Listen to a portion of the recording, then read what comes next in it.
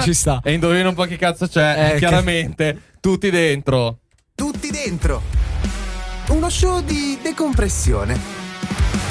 Lo spazio in cui parlare con leggerezza di temi seri e approfondire le cazzate. Bene ragazzi, benvenuti e benvenute. Vabbè, come al solito.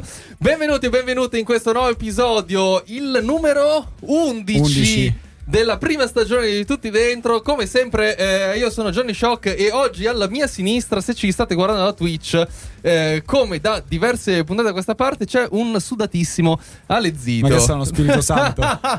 No, perché siede alla destra del pad. No, è vero, a sinistra, ho detto una stronzata. No, a destra. Vabbè, non importa. E come stai? Male. Ottimo, come al solito. Appena bocciato un esame. No, vabbè. Scusami, oggi vado veloce perché siamo tantissimi e non tutti parlano l'italiano. Chiaramente, dall'altro lato del tavolo, come per la prima volta da un sacco di tempo a questa parte, Mauro Carlino. Esatto, inaspettata la mia presenza qui. Dove dovresti essere? A Santo Stefano di Camastra. Alla mia destra, te la senti parlare italiano? Sì, ma che cazzo te ne frega. Per la prima volta in questo show radiofonico, Chiara, ciao. Ciao. Come stai? Malissimo. Ottimo. E perché? Ok, vai Mauro. No, io vorrei che Chiara ora, introducesse il cambio di lingua nel suo tipico modo che utilizza la Biennale. No, ma lo facciamo tra pochissimo perché se ci state vedendo da Twitch vi renderete conto che oggi abbiamo un sacco di ospiti. Perché, Mauro? Perché il tema di oggi è l'Erasmus. Ok, e infatti tra pochissimo faremo un cambio e inizieremo a parlare in inglese. E vi presenteremo i nostri ospiti della serata. Perfetto, ma io nel frattempo vi ricordo le cose importanti di questo show, che sono chiaramente i contatti. Io sono diventato sordo. I contatti, voi ci potete telefonare in diretta allo 02 2399 2475 oppure allo 022399 2476, oppure se volete mandarci un WhatsApp, un messaggio o un bel vocale che possiamo riprodurre in diretta, dai su WhatsApp al 320 5652 oppure su Telegram a @poliradiobot. Invece, se volete rimanere informati su tutte le cose che facciamo con Tutti Dentro, c'è questo programma, @tutti dentro info, sempre su Telegram. Se ci volete vedere su Twitch, oggi siamo veramente una marea. twitch.tv/poliradio.it. Le informazioni di servizio ormai praticamente le abbiamo date. Noi tra pochissimo ritorniamo e parleremo in inglese, ma adesso Stormend, e poi spiegheremo il motivo delle scelte. Ma vai a cagare, va. Ed eccoci finalmente a inizio puntata. Questa era Stormend di Tobias Rahim. A inizio puntata, cosa che è iniziato un quarto d'ora fa. Vabbè, l'inizio dell'importante parte della puntata. Ma prima dobbiamo iniziare col nostro switch alla nuova lingua. Esatto, perché abbiamo detto che siccome abbiamo degli ospiti international, dobbiamo cambiare lingua. Quindi Chiara, che è un'esperta di questo cambio. Now in English. Perfetto. Okay. Thanks you. The first step, of course, is to present my friend. That are my friend, of course, from my Erasmus experience. And so, the first one. Hello, everyone. This is Dario. I think that you already understood that I'm not from foreign country, let's say. From where do you come from? Yeah, I come from a boring town, let's say Modena. But they called me here to speak because I stay in Erasmus for some time. So, yeah. Hello, everyone. Okay, next one.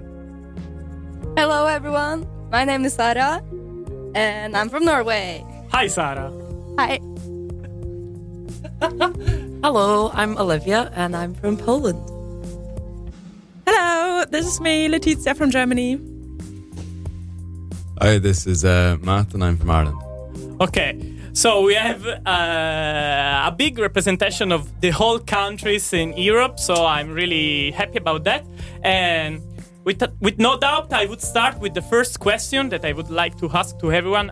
First of all, where did you go to do the Erasmus? So, Chiara. I went to Denmark. Okay, where in particular? Aarhus. Okay. And you, Alessandro? Okay, by the way, I also did the Erasmus. I did 2 Erasmus in my life. Okay. Once in 2020 in Spain and the other one in 2023 in Croatia. Which one did you prefer? I mean, the 2021 was with COVID, so I'll say 2023. Okay. And us, where did we go? I mean, You can say Mauro. We were okay. Don't be shy. we all went to the same place because, of course, we met over there. We went to Santander in north of Spain. And yes, that's it. So the first question is, why did you decide to go to Erasmus? Who wants to start? I think Mauro has to start before. Mauro has to start because for me, Mauro was the only person that I couldn't imagine to go to Erasmus. I don't know why. Really? No. Yeah. Actually, I had a lot of example of people living with me in my old apartment who were in Erasmus in Milan, Frederick, Carla, Ulrich, and so I always I've seen them enjoying this Erasmus life that is totally a new experience. And what I said since my first year when I met them, it was like, I really want to go in Erasmus at least once during my university life. And I finally did it also, like in the end of my master, when I didn't really need to go to Erasmus to do exam, but I wanted to do the experience before graduating. I have a question, like, why did you decide to go, I mean all of you, because you were in the same place, why did you decide to go to Santander? Actually, and was your first choice? No, not? It wasn't my first choice at all. It was my 6th choice, but then my 5th choice out of 6. Amazing, I'll say. But then finally, I could have waited to get in a higher place. But then a 5th choice was a little town in the middle of Portugal, like far away from the sea, from everything. Then I said, well, you know what, Santander looks really pretty. And finally, it was. I think we can all agree about this. Yeah, it was really pretty. Let's say. Me, why did I go to Erasmus? I've been there completely randomically, let's say. Okay. Because I had to go to Azores Island, living on a volcano for 3 months. Okay. But fortunately, I didn't go there. So I discovered that I had to go in Santander 1 week before my departure. So it was something very randomly, but it was so nice. And I don't regret anything. Super cool. Okay, I know that Sarah has something to say about her decision to go to Erasmus. Sarah? Yes, I wanted to go and learn Spanish and surf, and then Santander was the perfect place. Why perfect place? Because you could learn Spanish and surf. And say that. She personally said to me that she wanted to go to a little town to not meet so much Norwegians.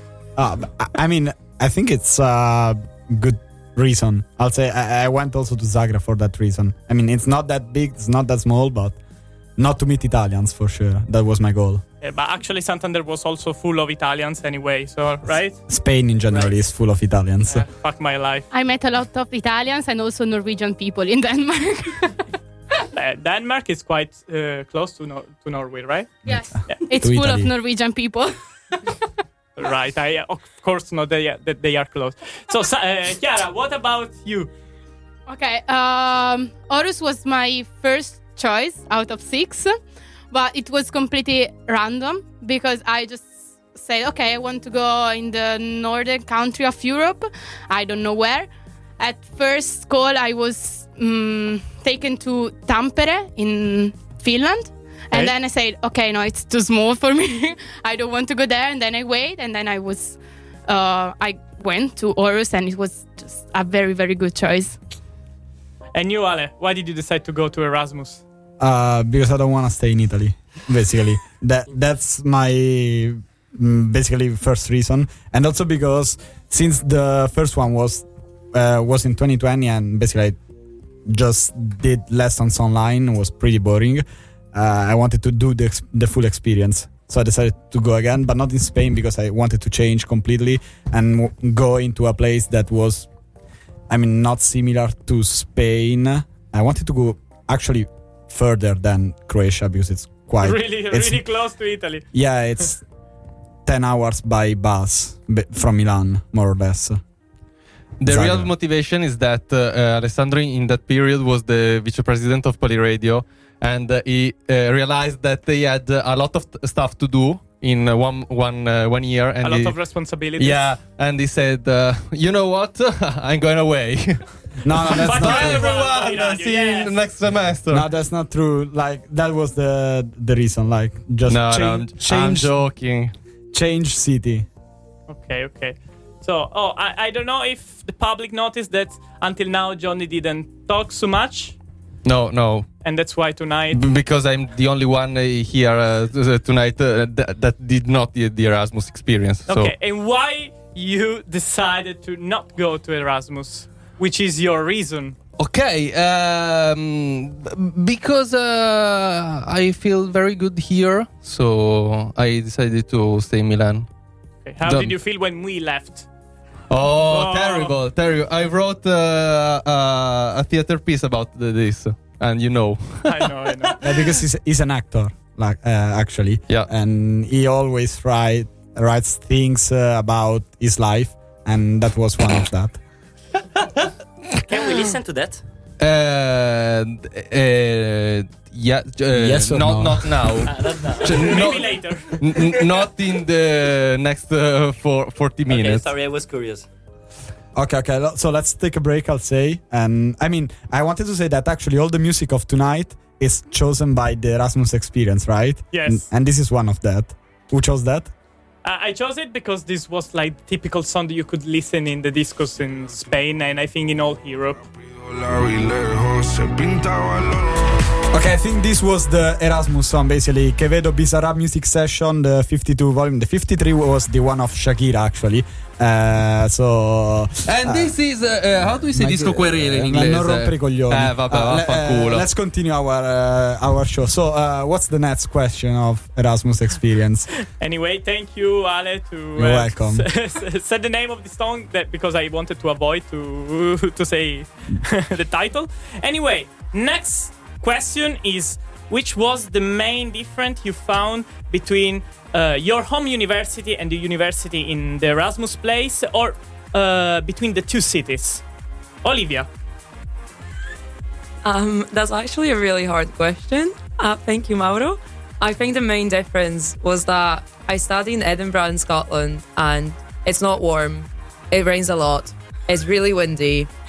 It's just dark and gloomy all the time. And Santander, basically shit. It really is, yeah. And Santander was a nice change, you know. It was raining a lot as well, but And it windy was, as well as much? yeah, but not as much. But you have the beach, so like you could go to uni and then on a lunch break just walk to the beach and eat your lunch there or study and surf. So I think that was the main difference. Just the whole vibe was so much better, you know. Okay. So, what about you, Letty? Good question. Well, for me, I think probably just the lifestyle. Tinto, café con leche, tortilla. That's all you need in Spain, and having a happy life. And for us, probably bonfires by the beach. That's all I take home. Yeah, I think that's something that we do not experience even in Milan. Bonfires at the beach. Because we don't have the beach. We don't have the beach, and we cannot like start fires in the park because it's illegal. And so next one, which sometimes we try to find parks in Milan where starting a barbecue, and once we melted cheese in. And then police arrived. Yeah. Oops. And so, what about you, Matt? I got to agree with Letizia actually, because for me it's the lifestyle. I mean, everybody's out socializing at all hours of the day, and I mean, where I'm from in Ireland, it's just that you don't do it. I mean, everybody's like in their house, it's freezing all the time, and apart from anything else, I mean, I was having dinner at like 10 o'clock, midnight. I mean, whatever it was, and Jesus, I mean, everybody would be way to bed by then. We're back home, so yeah, it's completely different. Yeah, we didn't have any time. We could eat like every time, and tortilla like in the morning at 9, at 8, and tortilla at 10 p.m. And that was like the most normal thing you could do in Spain. Was it difficult for you all to change your time schedule? Like, because usually in Spain they eat very late instead of, I don't know, when do you usually eat? But for me, for example, was the country, like in Croatia, they always eat like earlier than Italy, so around 6:30 or 7. and I usually have dinner at 8:30 or 9. So for me, it was very difficult to go to mensa and eat at that time. 8:30, it's not so late, I would say. Yeah, it's pretty normal, I guess. Yeah, in Italy, but in Croatia it's 7:30 or 7 okay. or 6:30, depends. Yeah, for me it didn't change anything. I mean, Spanish people, Italian people were like really close. Really close, yeah. Really close. The behavior. Yeah, really close behavior. So.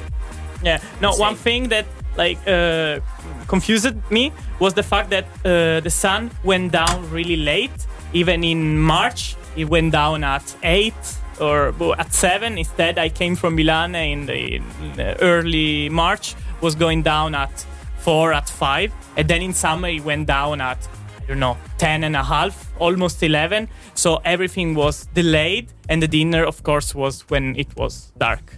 Yeah, but we have here someone that lives in Norway, so it's something. It's completely fucked there. The sun, I guess. Yes, in Norway it's a lot or different. And also we eat at 4, so for me, I struggled a lot. What do you eat at 4? The dinner or the dinner? Perfect. Yeah. So it was difficult. So I was hungry all the time. Perfect. What time do you go to bed usually in Norway? Maybe 11. Okay. And you don't eat anything else after like 4? Yes, we have supper. Supper. What's that? Supper, that's the last meal. The last supper.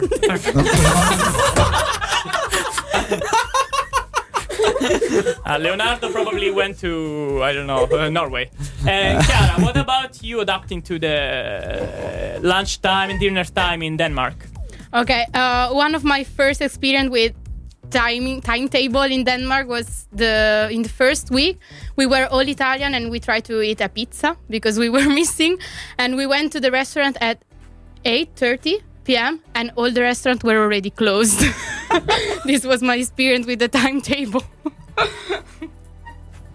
I mean, that was also, I don't know about you, but also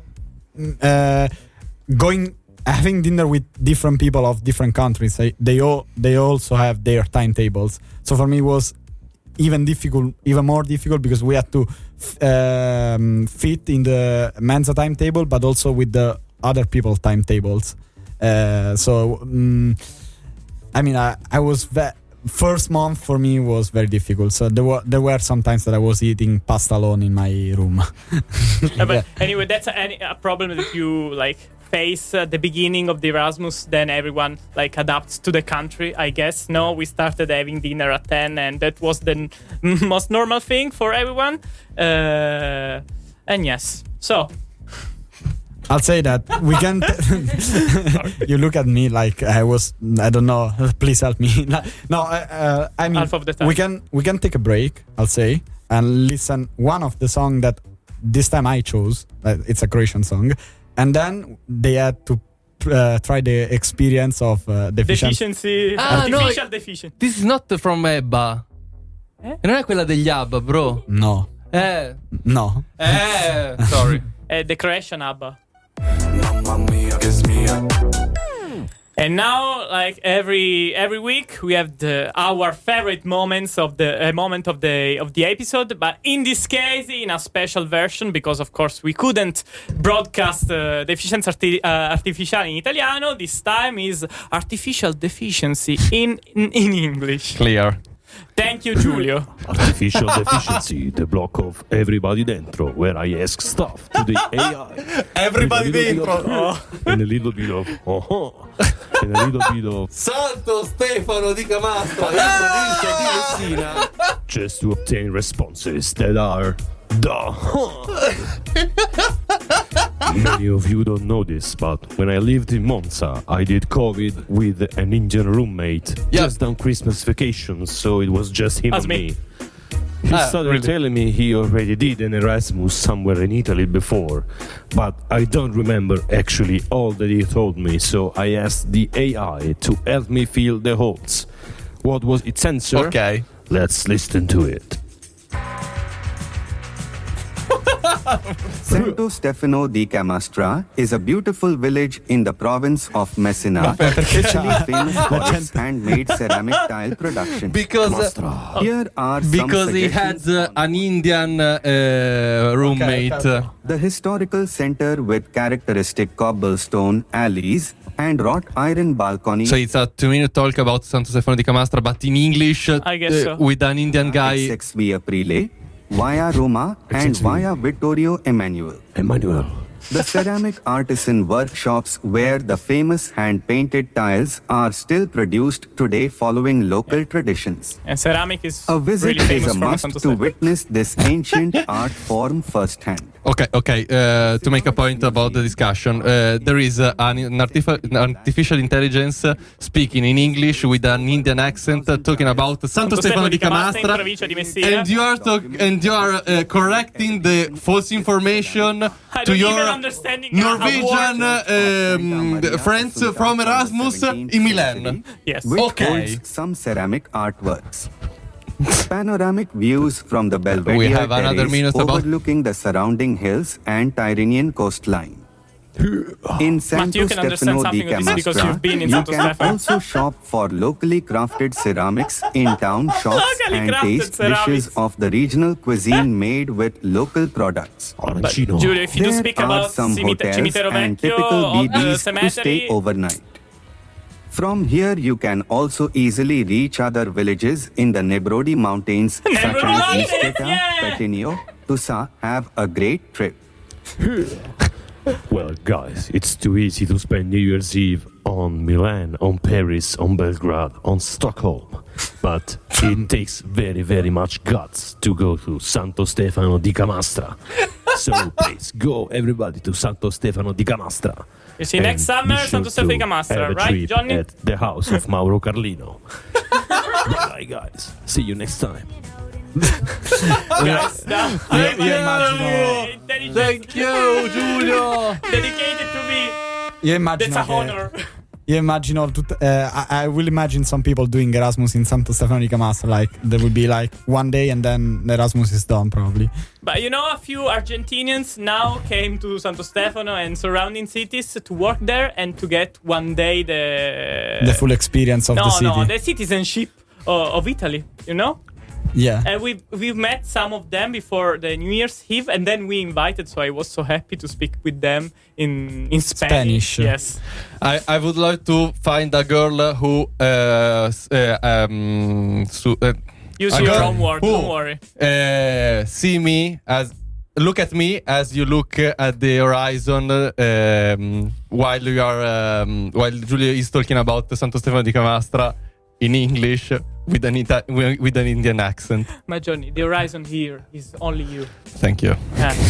Okay, apart from This this episode love is moment, closed. I think we can go home. And Okay. No, okay, by the way, I have a question. How would you rate your Spanish from 0 to 10?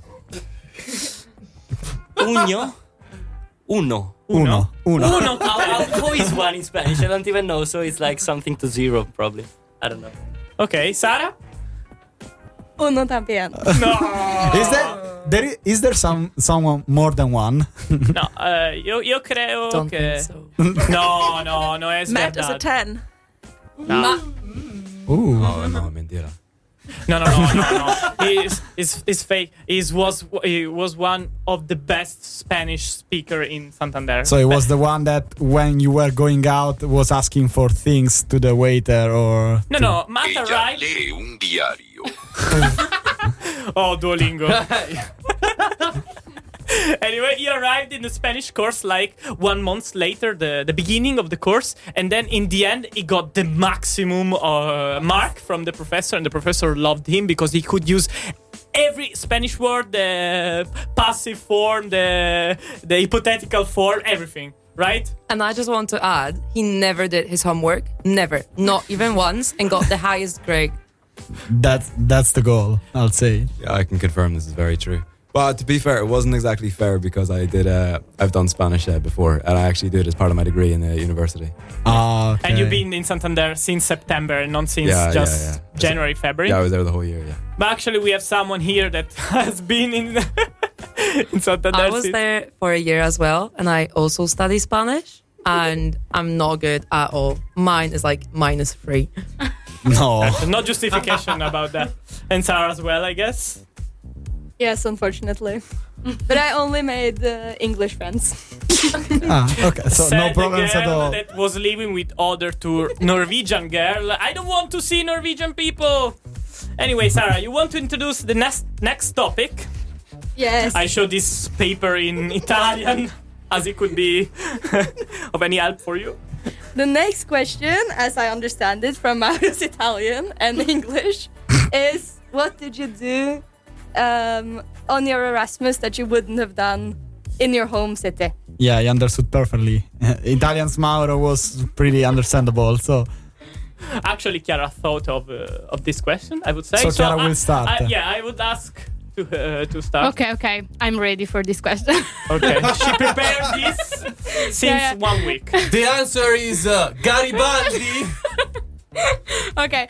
The thing that I made was to see the Northern Light, because if I were in Italy, I would never go there because it's a very long trip and you need a lot of money.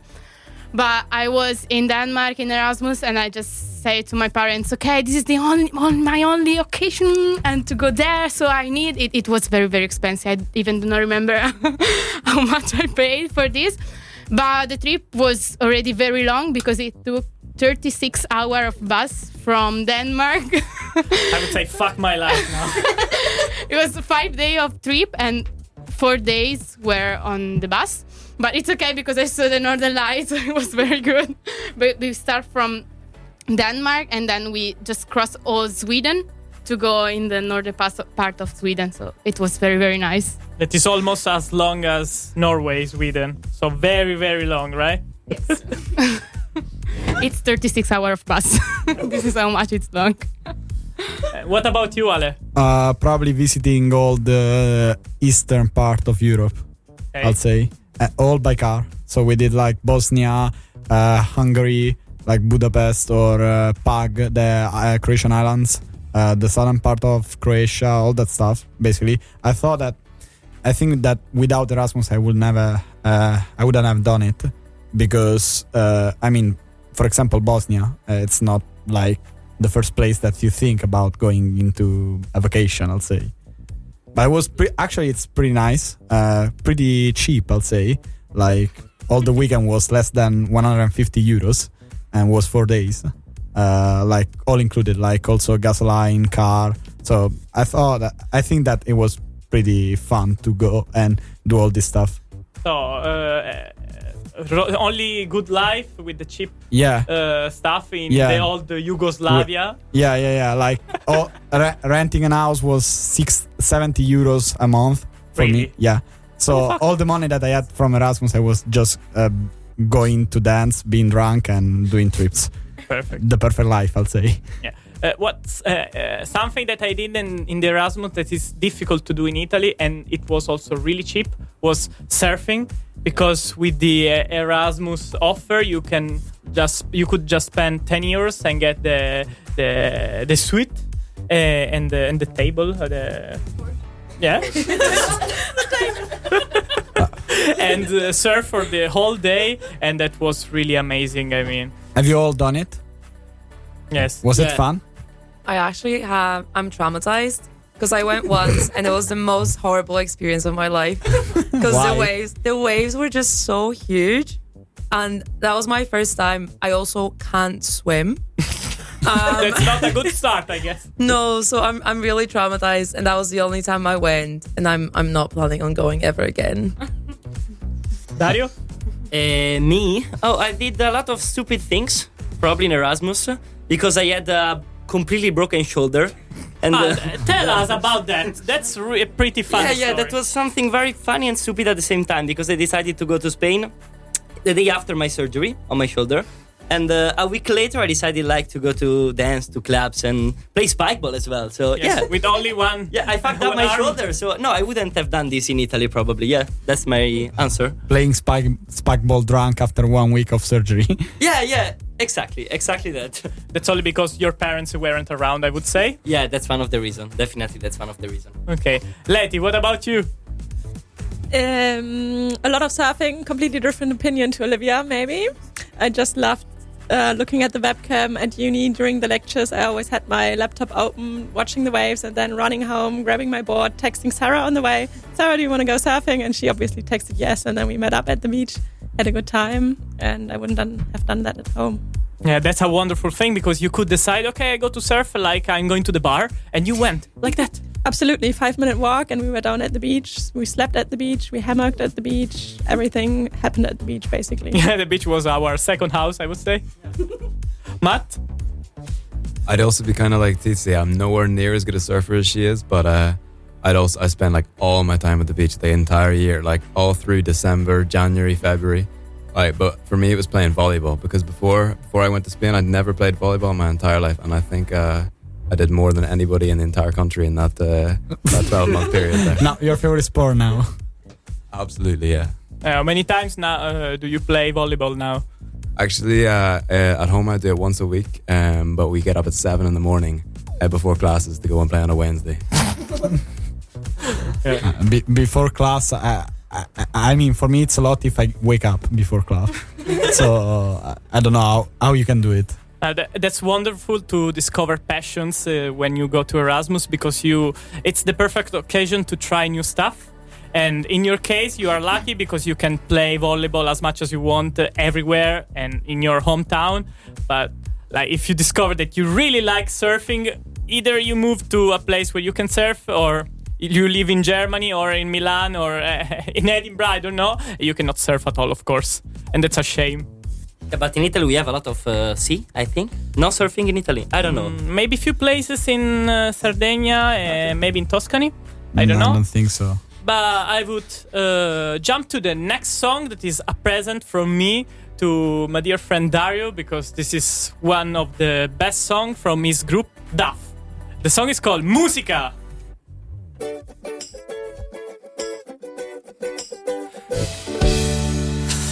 Mauro like said to me, please put this song. It was like super like involved into that. So I hope that you appreciated that. He was dancing a lot, Mauro. I have to say that. Yeah, because the bot of Telegram where you find the MP3 songs didn't find your song. I don't know why. So Mr. Alessandro found it somewhere. I don't know. Because finally I got the MP3 from MP3. Magari MP3, va bene. From the YouTube video, but then the quality was really low, and then he saved the situation some way. Right, Ale? Sì. Yes. So now after sta minchia, okay. Like last question, I'll say. So after this the most really important one. happy and funny song, I would jump to the last topic that is maybe the one that is a bit sad, because it's about the post-Erasmus depression. That is actually a thing that is, I guess maybe it's diagnostic. Yeah, I'll say yes. I'll say yeah. You need to go to psychologist, I'll say. Yeah. I mean, for me, yes. Or for to sure. psychology, or to kill yourself after you come Yeah. back. Or like the third way for me, actually the third way for me was like booking a trip every month. So it's since I finished the Erasmus in July, so excluding August, that was like normal summer trip. Since September, I'm doing a trip every month. That's a nice With way the to get out of Erasmus the- money that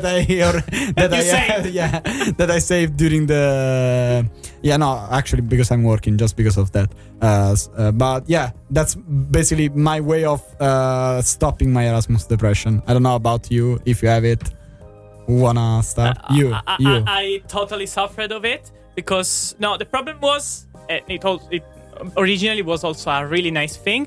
During the last like 2 weeks, 1 week and a half, we all lived in the same house because it was a really big house and was Sarah's house, and a few of our roommates lived. So there was so much space, a big living room with a corner sofa. I don't know how to call it. So we slept everywhere, and we were 10 people sleeping there.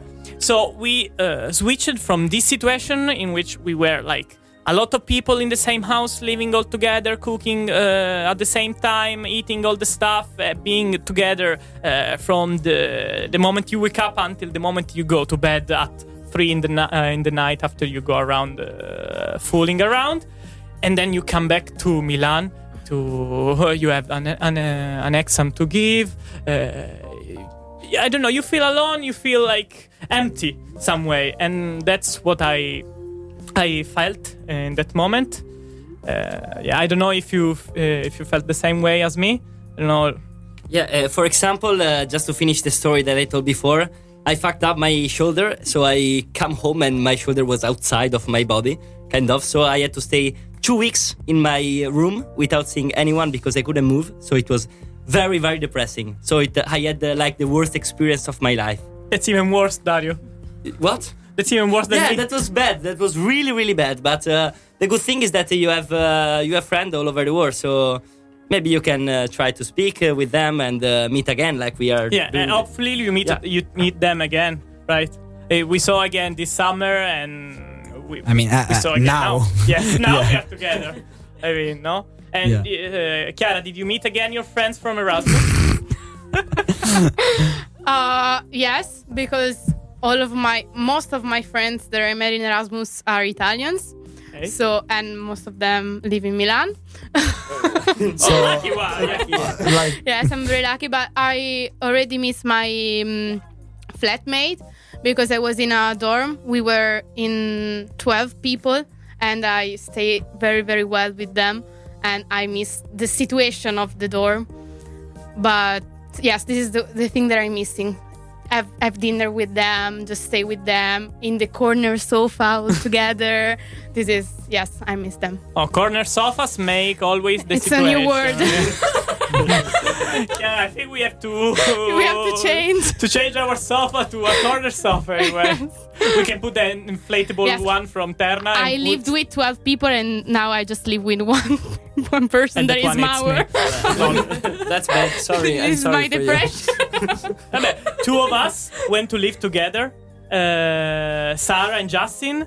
They met in the Erasmus, and now they are studying both in Toulouse, and now they are living together. So from Erasmus I don't know. Happy ending, let's say. Happy ending.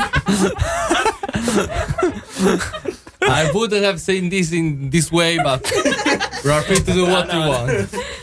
So what about your, I don't know, someone wants to speak about your Erasmus depression. How did you feel after? No, you were the one who stayed even more than everyone else because you worked a bit in the summer. What did you do, and how did you feel when most of everyone was already away from Santander? Well, I got a wee job in a summer camp just in July, and that was completely different. I mean, it was different people, different town, and but actually after coming back, it was actually fine. You know, everybody's talking about how bad it was, but I mean, for me, it was just a great experience, like nothing I've ever done before, and it just encouraged me to come home and expand a bit more, like do more things, like meet more people, and for me it was all right, and it's pretty good that I still get to see these people. So a really mature way to get away from the Erasmus. I don't know. And I'll have a question. I'll say last question. How would you describe your Erasmus in one word, and how would you convince people like Johnny that didn't do the Erasmus to do that, like in one word? Okay, I want to start. My word is skål. That means like cheers in Danish, and I also get a tattoo with this word. And to try to convince Johnny to go to Erasmus is just that I really love stay there because I just went out of my comfort zone. Also speak English with other people, met other people that do not have your same habits, as we say, for example, with the timetable and other stuff. And also the thing that I said before, to live with a lot of people and live in a dorm and get into all the I don't know how to say, all the things Dynamics. dynamics and things that they do that you can't do in Italy. This is what I like and loved more, and I miss. Yeah. What I would say to John is, you know, you could get so much inspiration for your, I don't know, works, dramas, going away from Milan, because now Milan is only a dramatic place, I would say. That's why No, it's not true. It's not true. that's why his shows are always sad. Yeah. I don't know about you. Do you have like a word for describing the Erasmus? I would say spontaneous, because I think we never had a plan, but every day something was going on. We always met up, we always hang around, we always would go on spontaneous adventures, but always without a plan. And that was great. Yeah, really easy to organize everything. Also, now meeting up in a week. Okay, I booked the flight. Okay, see you there. Olivia? I'm gonna be the weird one, because for me the word describing my Erasmus is tortilla. Because I would say the same for me in Spain. I just love food, and it was so cheap, so ridiculously cheap, and like, good, and so good. The cheaper it is, the better it is. Interesting. It really is. And what I would say about Erasmus, I think it's really worth going, because you meet so many people and they're all so crazy, and they all ended up in this point so randomly, and you just all become friends for like absolutely no reason. And then you just stay together, and I think it's so fun. And they always want to do something creative, so just go for Erasmus. Anywhere. Yeah. Sarah? I think I would say that my answer is yes. Okay. Because whenever I asked or whenever we tried to do something, people would always just say yes. Even if it was stupid or not. And that was amazing. And very easy. Because all Erasmus are almost in the same mindset. Yes. Yeah. And the mindset is something that, Let's do everything. Yeah, let's do It's just 5 months, so we need to do everything. everything but studying, I would say. No. No. We studied. I didn't study. No, You didn't study. actually Did you didn't. study? Did you study, Dario? No. You're the only one. I don't know. Ale, did you study since it's another country? I'll say so and so. Like during the semester, yes, because I had like lots of homeworks to do, but during the exam session, almost zero. You know. And this is the sound! And this is the sound that closes every episode. My Casio, thank you, Albinuzza, every time. You put this alarm at 9, and of course my clock is in advance. In advance. Of 2 minutes. This is of course not the right way to say this sentence. Anyway, nothing. I would like to thank you all, because guys, you've been really, really good at this, even if we were a bit scared and we just like drank a bit of gin lemon outside the radio. But this is something. That's the point. That's the point. We wanted a bit of beer. We entered in the drink before going into the radio. Yes. I don't know if that helped, because I think you would have been as good as you did finally. No, it helped a little bit. I have to be honest. Yeah, definitely. And thank you, because you let us come here. What am I saying? That you asked us to come here. Okay. Thank you, Johnny and Ale, that helped me to organize all this. Whenever you want. Next time, other 10 people.